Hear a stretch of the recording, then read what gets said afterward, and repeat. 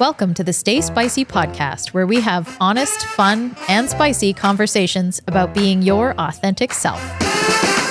Welcome back to the Stay Spicy podcast, everyone. This is our last episode of the season. I mean, until we decide to do another one, but we do that sometimes. But as of right now, this is the last episode of the season. It's been a really interesting season focused on entrepreneurship. We've spoken to a whole lot of really cool, badass women entrepreneurs. And the last episode is just us two badass women entrepreneurs and our thoughts and reflections on the season. So we decided to do a little bit of a flip on myth busting, because we started out the season by talking about entrepreneurship myths, and we asked each of our guests what their, top entrepreneur myth is. And so instead of talking about myths, I guess we're going to talk about some truths. We're going to drop some truth bombs that we have picked up over the season by talking to people or just observing through our conversations or through our own experience. Then we're going to also launch some dares out there. So we're calling this Truth and Dare. Get ready. Not Truth or Dare, Truth and Dare. Truth and Dare. Yeah. Double Dare. Promise to repeat. Double dog dare, yeah. Remember those? Yes. Yep. You don't need to throw any eggs or toilet paper. It's all good. Yeah. You just need to do better. I mean, you can if you want. Stop doing things. Oh, you totally can. Yeah. Just not at me and not on the street. Do better. That is my motto lately with life. Yeah. I'm kind of just annoyed with society, and that's my resting face is just do better. Or try. Yeah. So this is going to be a spicy episode because I think we're both in that headspace right now. Yeah. I have some shit to say. I'm going to let out some of that perimenopausal pissed off energy today at society, at myself. But it's been a good season, I think. And I think every guest was so different and brought different perspectives. But I think the big theme around it was supporting each other, building community, staying true to yourself, scaling, helping others, giving back. There was a lot of that in every single guest that we have. And I think that a big part of that is also the theme of Stay Spicy. So before we get into our dares and truths, I just wanted to kind of wrap that up, because I think that all of our seasons are different. We started with personal brand, we did leadership, and then we did, entrepreneurship, but the themes continue to stay the same. It's really about authenticity and being honest and working hard and staying true to yourself and living your values and discovering your value proposition, whether that's in leadership, whether that's at work, whether that's networking or life. It's all part and parcel. So I just am so grateful to have the opportunity to speak to so many of these amazing guests, and be a guinea pig sometimes, because we're all just learning. So yeah. I'm glad we weren't, I was never positioning myself as an expert. But when we all get together, the magic happens. So let's make some magic happen today, Lynette. With, yes. Some of these truths. So we're going to talk about a truth first, and then after that, we're going to kind of discuss it, and then we're going to dare our audience and our listeners to do something productive with that truth, whether that's a positive truth or a negative truth or whatever. We're going to challenge you folks to live your brand and be your authentic self and try and do awesome shit. Yeah. So the challenge, should you choose to accept it, our listeners. And we're going to do this as well. I'm going to take these away because we talked about these truths and these dares, and these are things that I'm going to keep in mind for myself as well. I'm going to really try and do them. Maybe we can do a little recap of if we decide to do another episode, how it went accepting these dares. So our first truth is you don't have to be operating at a 10 to do anything. 100%. So I remember way back, I've always been a perfectionist, overperformer, which has helped and hindered me at times.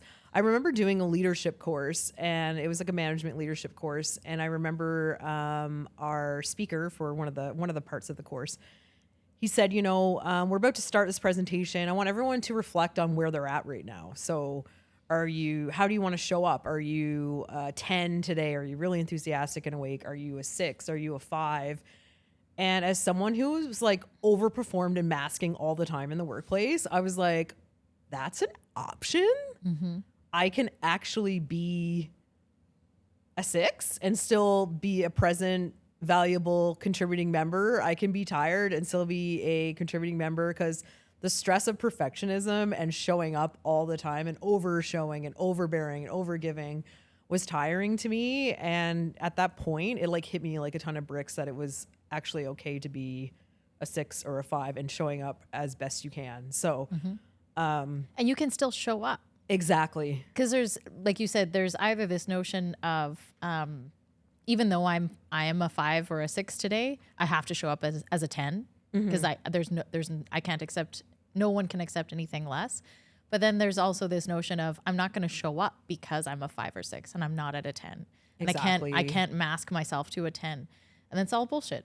You don't, like, this is the truth that we're dropping today, is you don't have to be operating at a 10 to do anything. You just have to show up. Show up at whatever number or percentage or mood you are at that given day.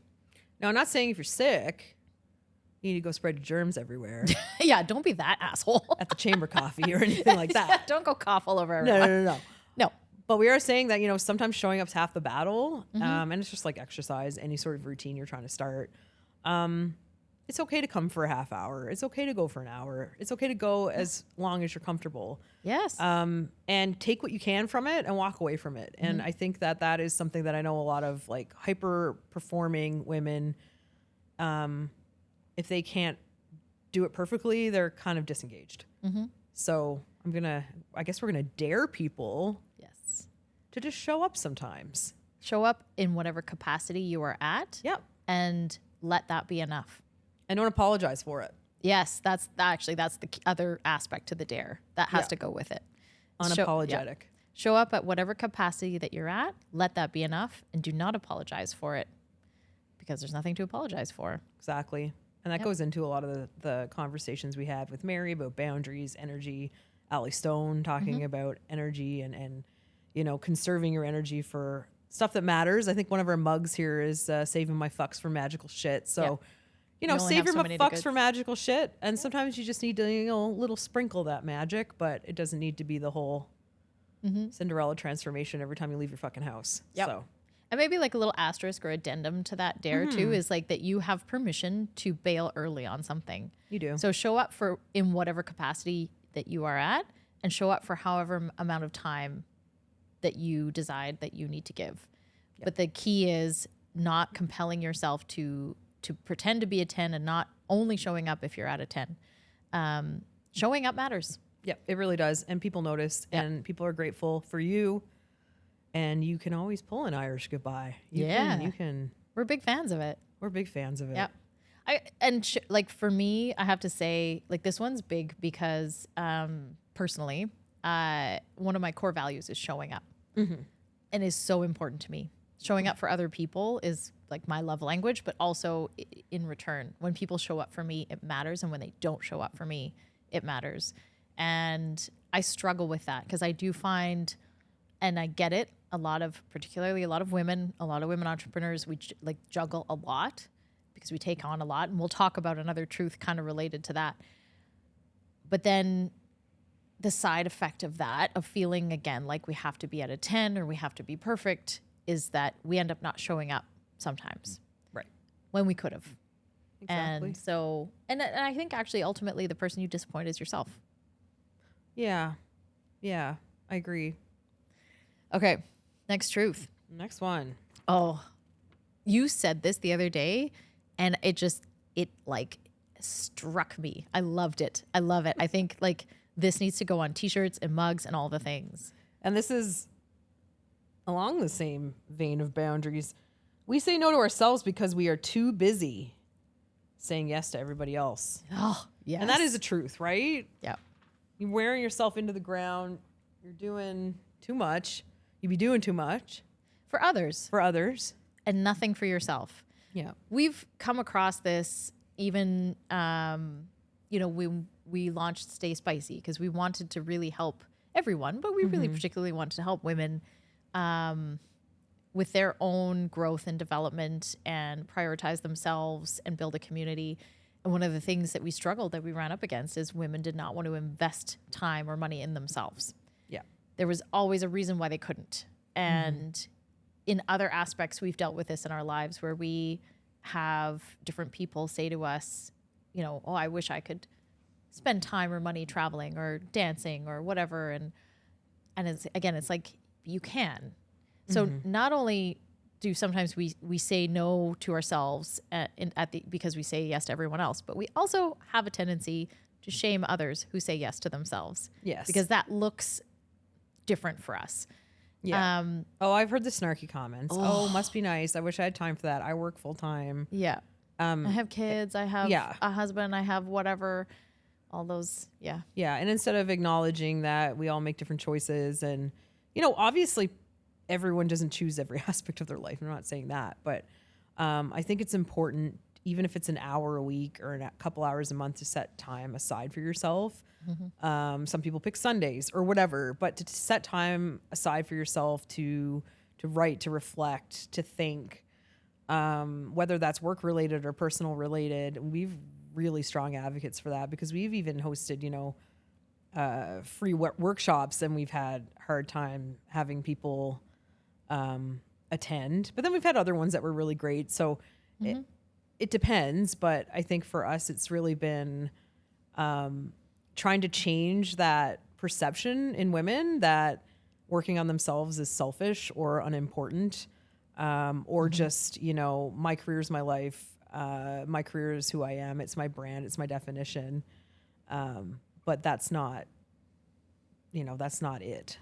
Well, saying yes to yourself actually was kind of the whole crux of why Stay Spicy started. Because when we started the first season of the podcast, which was before even Stay Spicy existed as an entity, it was about your personal brand, because we were tired of being told that who we are doesn't matter, that we shouldn't talk about who we are and we shouldn't promote ourselves. And so like that is everything that we're trying to be. Yeah. And so this notion of we say no to ourselves because we're too busy saying yes to everyone else goes against what Stay Spicy is all about. So maybe that's why it hit me so hard. But and it even goes to, you know, we've tried to get some people as guests, and I get that people have busy lives, but when you are sacrificing it, assuming that you want to be on something like a podcast, you're sacrificing the opportunity to tell your own story and talk about yourself because you're too busy doing things for other people. Right. It's like, why are you not your priority? Yeah. And you talked about that. I mean, first of all, you were made fun of for building your own brand. Oh God. Yeah. By other executives in your career. And second of all, you're in one of our recordings, you talked about the shame around being selfish. And that really hit me because it's not selfish to be selfish. Like, do you know what I mean? Like, we've attributed a negative connotation to the word selfish. Yes. Yeah. Like this is the whole thing. Like words only have the meaning we give them. So give it a different meaning, because why did somewhere along the way giving to self become a bad thing? And it's not an either or equation also, right? It's not that you're giving to yourself at the expense of others. Right. And that's what it's become, right? You're selfish. You're giving to yourself. Yes. And I also love myself because I should love myself. That's how I teach other people how I want to be loved. And that's also how you build character. And whether you're in an organization, a large business, or, you know, we've worked in corporate environments as well. You want your team to have strong character. You want them to have leadership skills. You want them to have perspective, real world perspective. And with that comes confidence, ability to do the work. And with that comes, you know, the not selfishness, but setting that boundary and committing to personal development and committing to authenticity and delivering what you say you're going to do, and also who you are. So, well, and if your motivation is others, think about it this way. What are you modeling for others? Because I think about from a work context, for the longest time, I had this perception that taking vacation was bad work ethic or irresponsible, because that was the I'm going to say the boomer system I grew up in.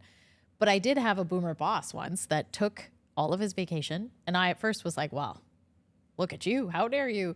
And then I had this thought of like, but that's what it's for. And when you're on vacation, you're not checking your work email. You're not doing work because that's the whole point of vacation.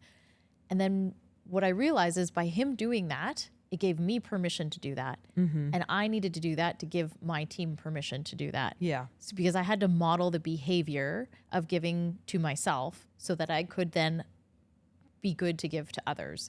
And same thing for your family. If you have kids, what are you teaching your kids? That being a martyr is the way to be, that give everything to everyone so that you have nothing left. That would you want that for them? So it's not just about you. It's also about what we're teaching everyone around us is acceptable for us from a boundary perspective, but also if you're leading or you're parenting, you're teaching them what's acceptable. Yeah, exactly. And this is larger than self-care, right? Like this is This is not getting a pedicure. Although I'm a huge advocate of that, but yeah. that's the other thing. Like I hate the term self-care because I think it's just become like, oh, I'm going to do a face mask and a pedicure and then I'm all better. Because your balance is off. And this is my soapbox and then I'll get off of it. But I think I've said this on a previous episode, work-life balance is dumb because sometimes your work and your life are stressful. Sometimes your work gives you joy and energy. Sometimes your life does. So who's to say what the balance should be or what's good and what's bad? And self-care, again, has been misinterpreted. So I think going along the lines of this truth that we're talking about, saying yes to yourself, maybe, and this is leading into this dare, maybe we should be striving for a balance between how much we give others versus how much we give ourselves. I agree. And I think that any lack of boundaries or a little bit of selfishness, you're just walking on the road to burnout. Yep. You're on that direct path. And if you don't take some action or do something, no self-care is going to get you away from burnout. No amount of massages or pedicures is going to help when you are in such a deficit from giving everything to others and not giving to yourself. The other notion of giving to yourself or saying yes to yourself is your joy, your wellness is your responsibility, not someone else's. It's not to say that there shouldn't be reciprocity in relationships, but the minute that I decided that my balance was my responsibility, it was completely different because it was like I was no longer looking to external factors or other people to make me happy or to fulfill me. It was like, no, that's my job. Yeah. To choose me. I believe too, like it's starting to dissipate a bit, but that glorification of busy and working all the time, making you feel important, making you feel like you're accomplishing shit instead of doing things that are valuable and a good use of your time. So I think for the dare, like we definitely want to challenge people to conserve their energy, be selfish, and take time for themselves. Yep. I would say try it for a week. Say yes to yourself more than you say it to other people. And see what that looks like. See what it feels like. It's going to feel fucking weird and uncomfortable. But that's where growth happens. So squirm, bitch. Just jump in. Okay. This next one for me was a truth that came out of this season, but also there was a panel where I was moderating with some women entrepreneurs. Okay. And I loved it because I had asked this question and basically this one woman on the panel was like, that's a dumb question. She didn't say it that way, but and I was like, wow, awesome. I love it when people do that because it just like makes me think, right? So right. I think the question was something like, what's some advice you gotten or whatever? And she's like, don't take advice. And that really started to get me thinking. And then as we've talked this episode, or this season, right. That's come up a lot where like we get a lot of shitty advice, people in general, right? Because it's like, why? And we've talked about this in previous seasons. Don't take advice from people you wouldn't trade lives with. But in general, I'm starting to think like, why take advice at all? I mean, take input, take information, learn, take other perspectives and opinions. But why are we always seeking other people to tell us how to do us? Like somebody also, maybe this was the best advice I got, but he said, like, don't let other people tell you how to do you. You know that the best. Yeah. And I think, in the context of entrepreneurship specifically, this is something I've learned because I got advice from people along the way. And then I learned myself that wasn't the way I wanted to or should do it. And so the truth is that we seek advice from everyone but ourselves. Yeah. On what we should do. Well, and this goes back to, posted people and crabs too. So taking advice from people, speaking to people about your business, it's also very, very important to identify the motivations behind those things. Yes. People are motivated by very different things. So we talked about this in season 1, but your posted people are, the people, you have 5 post-its, you're going to write those people. Those are the people you're going to call. Those are the people that support you. Those are the people that are your rah, rah, rah, your cheerleaders. You're one of my posted people. I'm one of your posted people. They'll also be honest with you though. Yeah. They'll cheer you on, but they'll be very honest yes. with you. Yeah, exactly. So they're motivated by seeing you succeed. They're motivated yes. by their love for you. They're not always going to say what we want to hear. You might not even agree with them all the time, but they care. And then you've got your crabs, people who, well, that's not going to work. Some people are a negative fucking mindset. Yeah. And they're going to try to drag you down. So I think that that's important too. It's like, it's not just the value of advice. It's like who's delivering it as well. And I do think we live in a world right now where we are just inundated with opinions because of social media, because of, podcasting, everything, right? So there are so many opinions. Podcasters. Yeah, fuck them. All their opinions. So in my opinion, Here we are telling everyone what to do. Take our advice. No, but there is so much out there. Again, that's one of the reasons we started the podcast, because oh my God, there were so many blowhards out there. And I'm like, why don't we tell our fucking story? Why don't we talk a little bit about what we know and what we don't know? Well, we were also talking about specific blowhards that were speaking on topics that they didn't actually have real experience in. Yeah. And yet they're out there giving advice to everyone. No, 100%. Yeah. And then we said, like, on those topics, we actually have more experience, but we weren't putting ourselves out there. But people love to give advice, right? Even if it's fucking wrong. And there's so much lack of like accurate information online. There's so many opinions out there. What I think the most overrated thing right now is an opinion. Yes. And you used to have to form an opinion. So many years ago, even before Wikipedia maybe or whatever, you had to do research and form an opinion. If you had an opinion, you usually backed it up with something. Now people just throw it around willy-nilly. So I'm very wary of that. I'm very wary of opinions now, more than I've ever been. And after the age of 40, like, what kind of fucking advice are you going to give me that I probably have already lived through? But I appreciate my posted people is what I'm saying. But I will dare people to like appreciate yourself, appreciate what you've accomplished. If you have built a business and you've done it your own way and it's succeeding, maybe you should be the one giving advice. Maybe they should be asking you for advice. Well, and I find like you said, my post-it people, my little entrepreneur advisory group, which are people I've selected who I think reflect my values, who care about me, all the things that qualify someone to be a post-it person. But I don't even necessarily find it's advice that I get from those people. It's more like inspiration, encouragement, different perspectives, which is different than advice. And I find advice is like, you should, and this gets into our next truth, but advice starts with should, right? Right. So advice is people shoulding on you. And I'm like, nobody asked you to shit all over me. Yeah. And you're never forming it as a question. No. Have you considered? I found that worked for me. It's never that. It's what you need to do. And like, what you need to do is shut the fuck up. Like, and I have developed this like reactive response lately because I'm really sick and fucking tired of people telling me what to do without knowing your situation. Yeah. Right?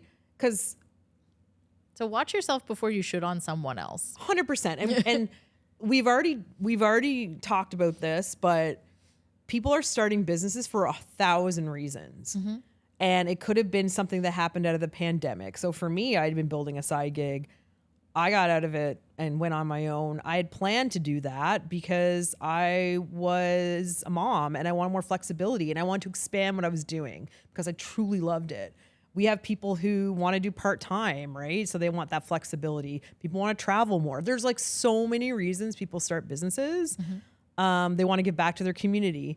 And so without knowing someone's intimate like reasons and their values and all those situations, I mean, you got to be careful you're not just putting that like 1990s slap on business advice on somebody, because times have changed.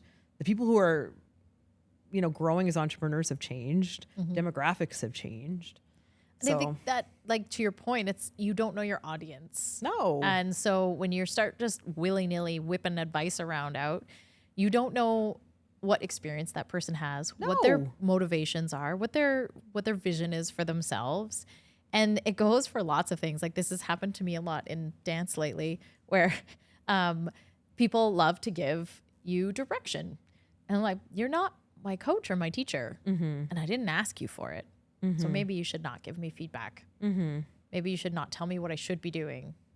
That happened to me one time, my mom and I. And it's like a habit people develop, right? Of like, you should this, you should that, you should this. Because people have a lot of opinions, as you said. And I actually said it to my mom years and years ago. She doesn't really do this anymore, but she was like, you should. And I was like, Mom, if the next sentence starts with you should reconsider what you're about to say. Because I just had enough.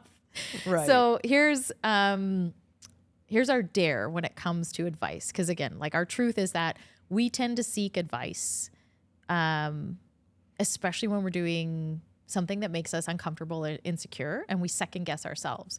So our dare to you is maybe just hold off on seeking advice from others and value your own experience and intuition above anyone else's. Because I think that we've stopped doing that, right? We just keep grasping for everyone else to tell us what to do or how to think or how to be. And then we lose sight of our own voice. We forget what it even sounds like.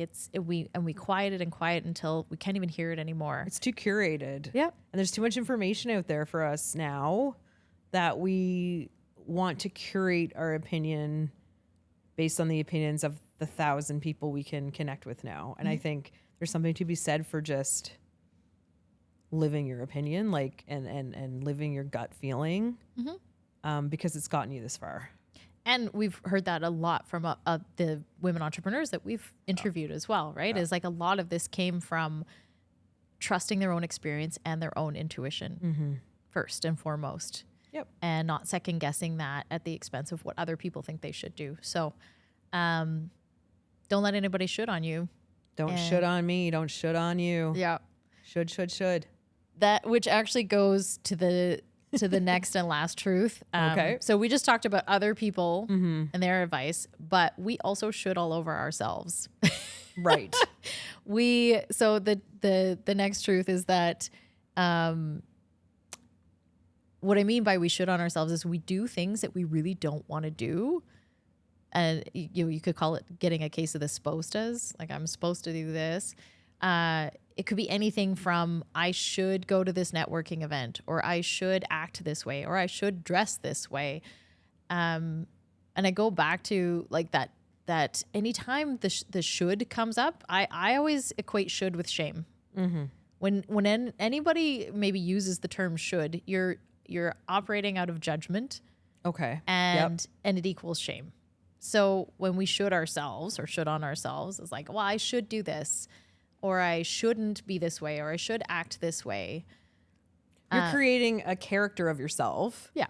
And you want to make sure people perceive that character. It's based on someone else's views, values, and opinions. I should show up here because X person is going to be either that person. Not because I want to connect with that person, because it's really important to be seen in these spaces. Yeah. Because that's what I've always done, or whatever, right? And that's getting into masking territory.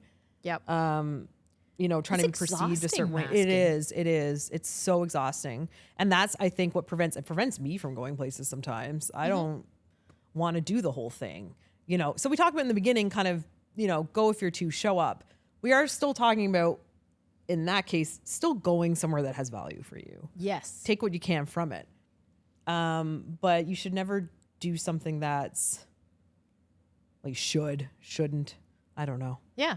Consider not doing things in a situation that brings no value and makes you feel exhausted. Yep.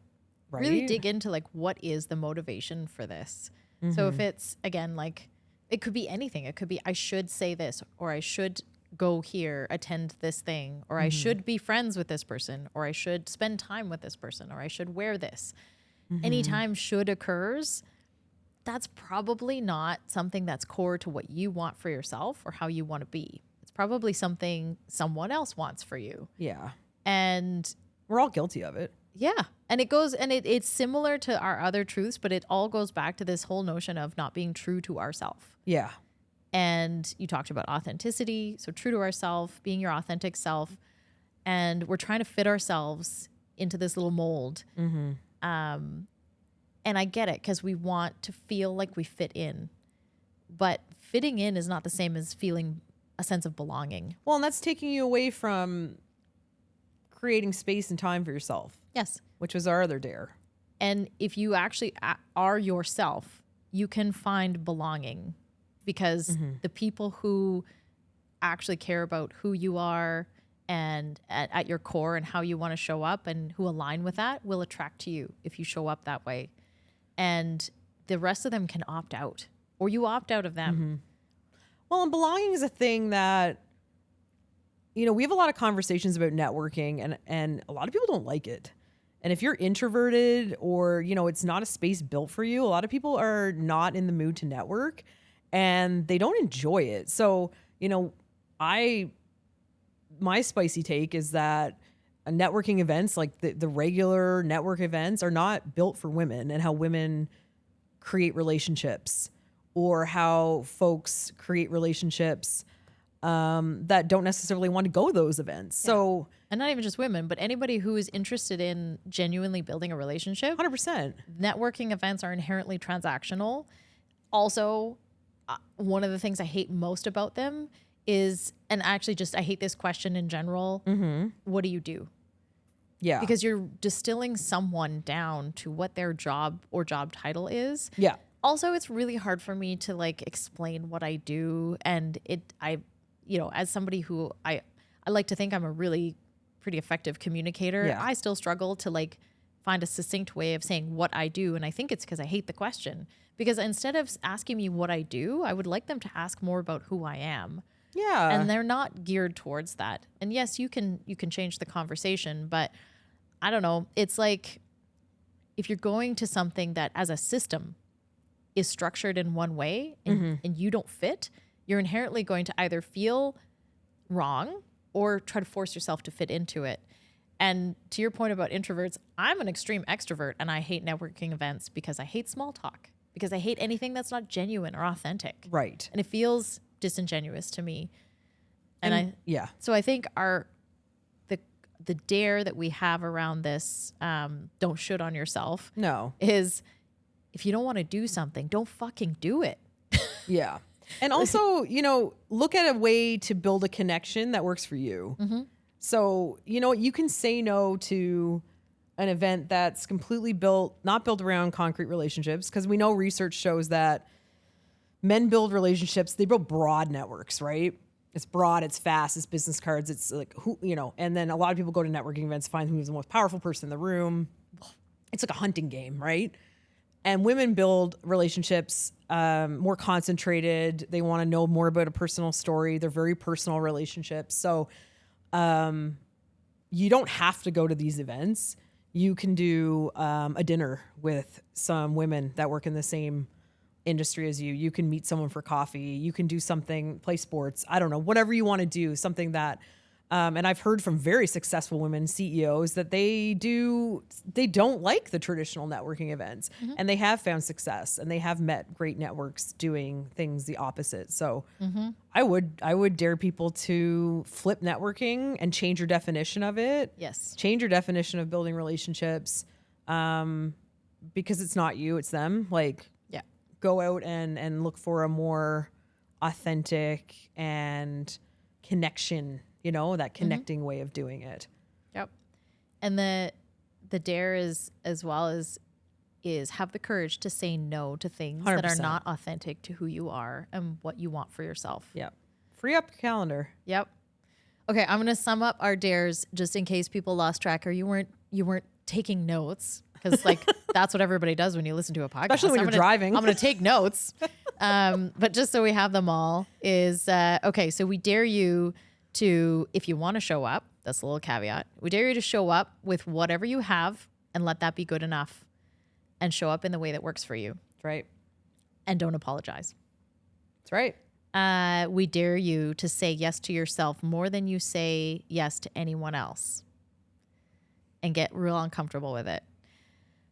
We dare you to not take advice or seek advice from others, but instead value your own experience and intuition above anyone else's. We dare you to recognize that you have a choice and make it.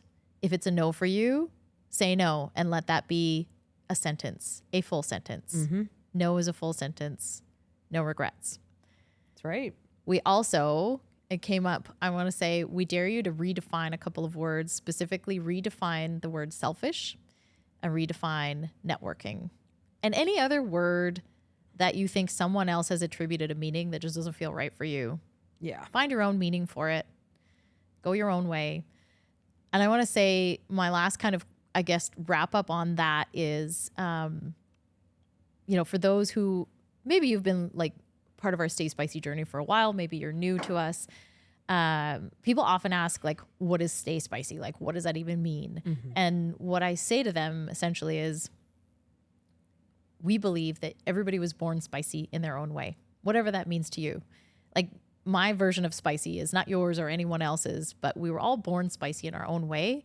And our systems and our society, and even at times our friends and family, because they're part of those systems and society and social constructs, they want to put us into a box. They want us to conform, to fit in. And over time, we dull and we quiet those inner voices and those spicy elements of ourself. And what Stay Spicy is about is reminding you to stay spicy, to stay who you are, to bring more of that forward, and to stop trying to fit in. Because when you stop trying to fit in is when you're going to find a true sense of belonging, because your community will find you, and we are your community. And we want you to stay spicy. Whatever that means to you, we're going to celebrate it. For me, means saying fuck a lot. And dancing and traveling and doing what makes me happy and brings me joy, and having an explicit no assholes policy. Yeah. And for me, it's about the courage to be authentic, but the courage to be yourself. And I always remember this interview with Donatella Versace, and they said, what does it mean to be a modern woman? And she said, and everyone thought she was going to say, wear certain clothes, be fashionable, be fabulous, be all that. And she said, it's about knowing what's going on in the world and doing something about it. And I think she's spicy, that Donatella. But, I think about that a lot. I think about the courage to say what's on your mind and remove those barriers from allowing you to not just be authentic, because we use that word a lot. Do something about it. Start something. Yeah. Right. That goes to my spicy, I guess, famous person inspiration is Dolly Parton. Oh yeah. And her quote became my mantra: figure out who you are and do it on purpose. Exactly. So that's what we try to do here. We try to do things on purpose. We try to get those conversations going, and we're just really lucky to have such amazing guests. So yeah, we are looking forward to next season. We don't know what we're going to do yet, but it's going to be spicy. It's going to be spicy. Each season gets spicier and spicier. If you have thoughts, if you have suggestions, for spicy episodes, topics, guests, dares, dares, your own story about being spicy. We love it all. We love engagement. Please reach out to us on Instagram, Facebook at Stay Spicy Inc. Yep. We're on LinkedIn, or you can find us at www.stayspicy.ca. Does anybody say www anymore? No. Fuck. I'm so old. It's okay. You can also email us at hello@stayspicy.ca. If you're an emailer. Yes. Yeah. I don't know what the kids do. I'm bringing email back 2026. I'm bringing back all the I newsletters. hate emails. Oh my God, I love it. It's a gold mine. You got to get a good list going. Text me or nothing. We'll duke it out. Okay. Voice notes. Yeah, Love those. voice notes. Send me a voice note. Yeah. A couple Lynette voice notes will never kill you. Oh, I like to send people podcasts. That's my nice. own voice notes. Oh my right. goodness. Thank you everyone for coming along this ride with us. If you've been with us since season 1, amazing. Like honestly, it's been a beautiful ride. If you just joined us this season, thank you for coming on board. Go back and check out some of our old episodes. Tell us what you think. And we'll see if we can start up some fun events over the summer too. Stay spicy, everyone. Have a great summer. Till next time. Bye-bye. Thanks for listening to the Stay Spicy podcast. We love hearing from our listeners and want you to be part of our community. So connect with us on social media at Stay Spicy Inc. And visit us online at stayspicy.ca.